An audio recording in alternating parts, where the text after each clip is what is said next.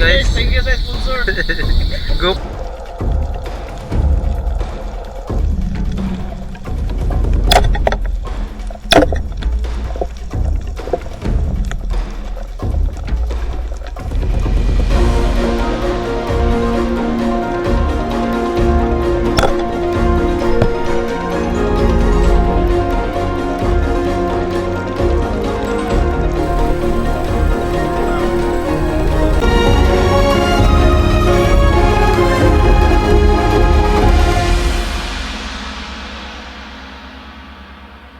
Welcome back mga master, Tusokan Adventure na naman tayo at ngayon ay dito na naman tayo sa Bolok-Bolok. Mga master, pinawisan naman tayo ng maraming singot. Mga master, si Romar at Takloy. May bagong ano vlogger si Marino mga master sa likod. Umiihi pa. What's up guys? Thank you sa sponsor. GoPro. Ready na si Marino kaya ano pang hinihintay natin, tusokan na. Shoutout kay Pet Deo at kay Chiration Montalba at sa Montalba family sa Mercy Village, at sa kanyang father, Agapwing Admiral. Live safe always mga master at mabuhay po kayo. May natusok si Romar na Emperor ngunit nakapunit ito, akala natin ay babalikan niya pero hindi pala, paasa din pala tong si Romar paminsan-minsan. Anti-zero muna tayo para sigurado, marami pa siyang kasama pero pili lang tayo ng ilang piraso. Muntik na naman tayong mabudol ng pusit na ito, nagpapanggap pa na maamo pero pag nakalapit ka na ay biglang haharurot, bistado na ang kanyang galawan kaya wala na siyang kawala.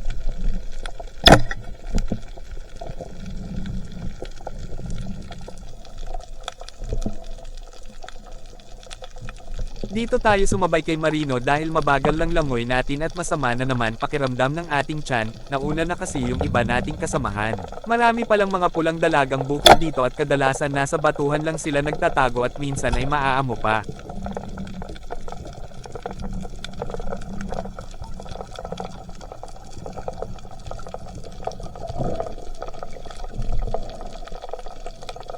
May buntot tayong nakita at akala pa natin na malaking grouper, ay nako nabudol na naman tayo. Maliit lang pala mga master at pagdating natin sa unahan ay may palangoy-langoy na isda, akala natin isang batog, taad pala ang tawag namin sa isdang ito at bihira lang ito makita tuwing gabi. Nadaplisan lang natin pero mabagal lang ang kanyang langoy kaya hindi natin sasayangin ang isdang ito dahil first time pa lang natin makatusok ng ganito kaya makaka-fish unlock na naman tayo.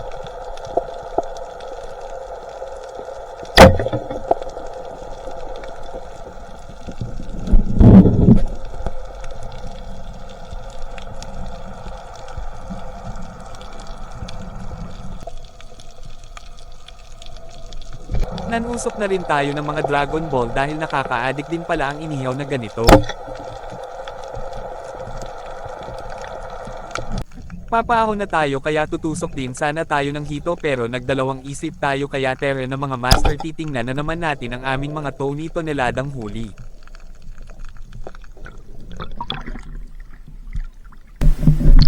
Bas mo kaya ba nagkukuray sa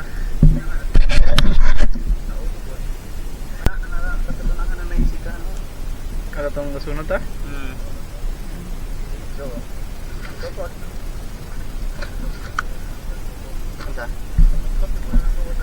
mas tabo ba na ko? Miski doon na ni higda mga taon. Sana Kumabaw kaya. Makuha ng pa.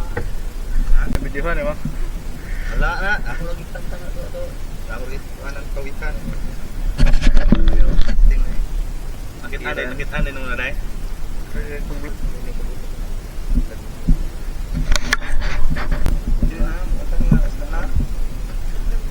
Matang pusa. Siga yung mata. Ano magsamin-samin ka itong ba? Litis niya. Yan yung mga blessings namin mga master at punta naman tayo sa pangalawang dive at mahaba-haba ang dive na ito. Sir, subukan namin dito sa naasag ngayon mga master. Laki ng lutay do. Yung mga kasama natin mga master, Takloy, Romar at si Marino. Palagi na kasi mingaw doon sa amin. Sana may pang ulam dito mamaya.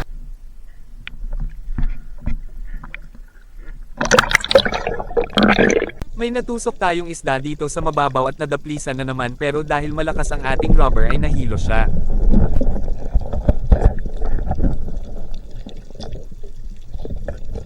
Napakalinaw ng tubig mga master at nawala na yung mga lumot kaya madali lang nating nakikita ang mga isda. Dahil napakalinaw ng tubig ay madali lang din nating naaaninag ang mga saang o mga spider shell. Maging ang bagulan na ito ay madali lang nating napansin, papatakas na sana siya pero hindi natin yan palalampasin sa ating mga kamay.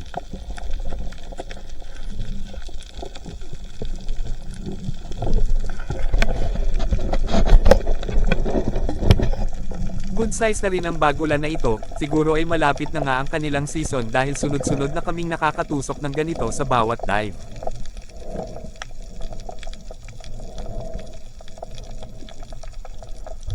Ayan si Takloy ang bagong vlogger na ating kasama at may natusok na parang ipus-ipus.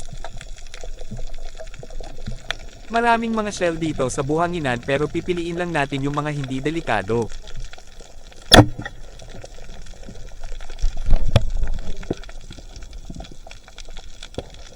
Naka-double kill tayo pero hindi natin isasama ang isang yan dahil baka tayo pa yung ma-first blood. Nagsilabasan din ang mga ganitong isda at maaamo sila ngayon.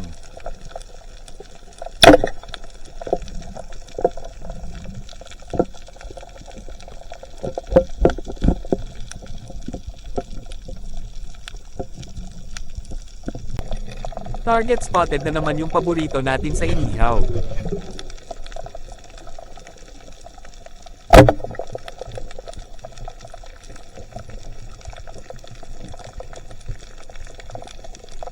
Bihira lang talaga tayo makakita ng bagulan sa spot na ito, buti na lang ay may maliliit pa rin tayong nakikita, siguro sa susunod na mga buwan ay makakatusok na naman tayo ng bagulan dito. Palagi tayong nakakakita na ganito pero medyo kabado pa rin tayo kaya hanggang video lang muna sa ngayon. Nabudol na naman tayo, akala na naman natin isang malaking grouper, it's a prank lang pala. Ito pa yung isang nambudol sa ating akala natin isang mole, pero nang tiningnan natin ng maayos ay parang isang malaking cowfish pero nang nahugot na natin ay napakaliit lang pala niya.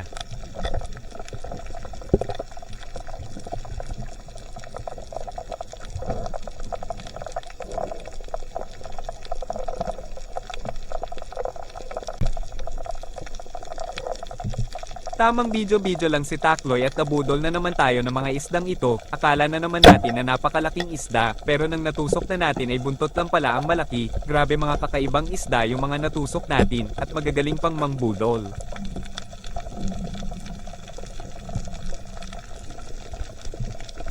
Tingnan nyo naman ang buntot mga master, akalain mo talagang isang napakalaking grouper. At syempre tutusok na naman tayo ng paborito nating isda sa paksiw.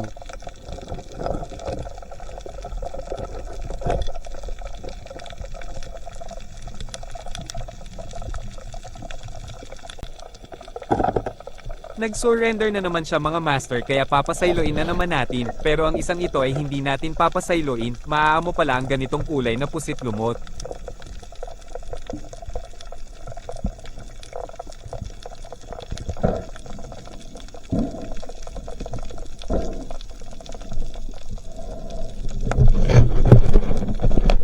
Malaki din ang isang ito at nadagdagan din yung ating bagulan, impas na naman ang calamaris dito.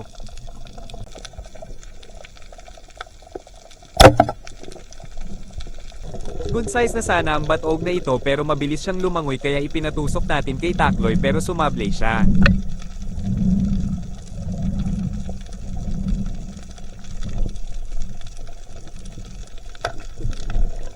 Napakarami nilang nagkukumpulan dito sa tabi pero ilang piraso lang ang natusok natin.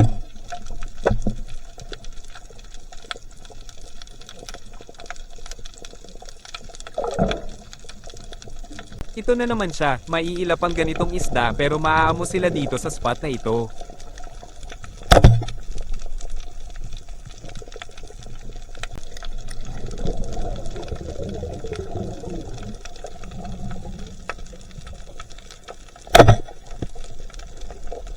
Grabe talaga ang power ng spear gun natin mga master, powered by David Jr. Bacolanta.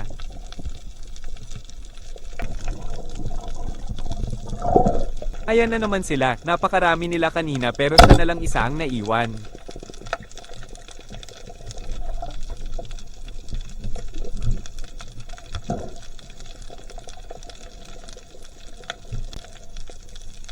Hahayaan muna natin silang matulog ng matiwasay total may mga isda na naman tayo. Pinatay natin ang ating ilaw dahil nag-blinker si Takloy at may natusok siyang pusit lumot.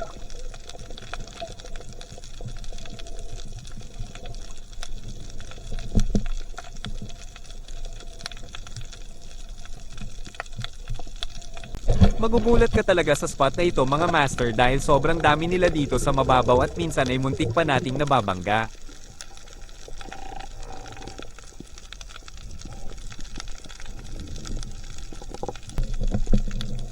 Ayan pa yung isa pa langoy-langoy, ito yung mga nakakagulat kapag nakasalubong mo.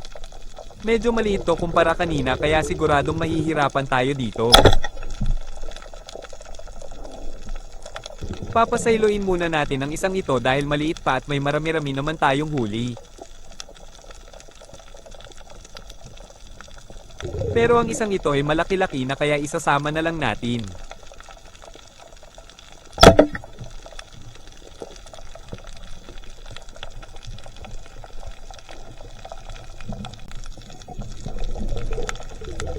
May nakita tayong saang at titingnan natin kung may laman pa.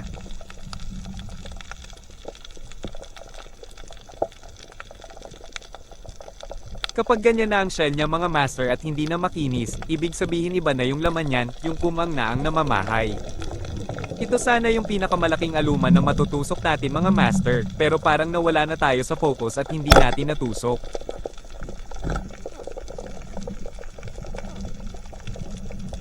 Napakaraming hito din dito sa tabi pero maliliit pa at nakalimutan na naman natin ang ating secret weapon. Papaahon na tayo at may nakita pa tayong buntog, bihira na lang talaga ang buntog ngayon, hindi gaya noong nakaraang taon na tabi-tabi talaga sila kung matulog.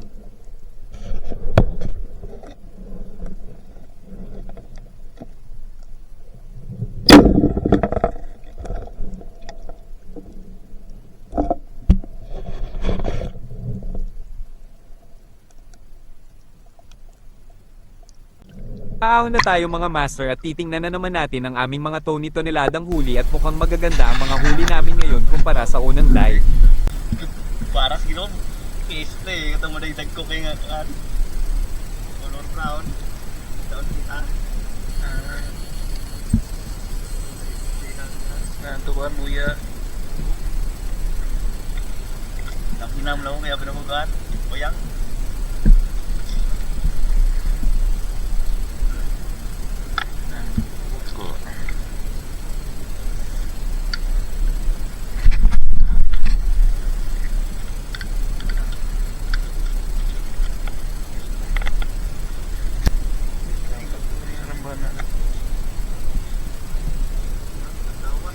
Dagko ang auman, kasi isa ito kang telawan ako nagdo. Nawatoy ko tayo magipatirahan nga kan.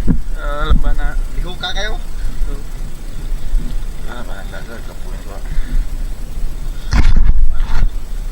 Paano man yung pano?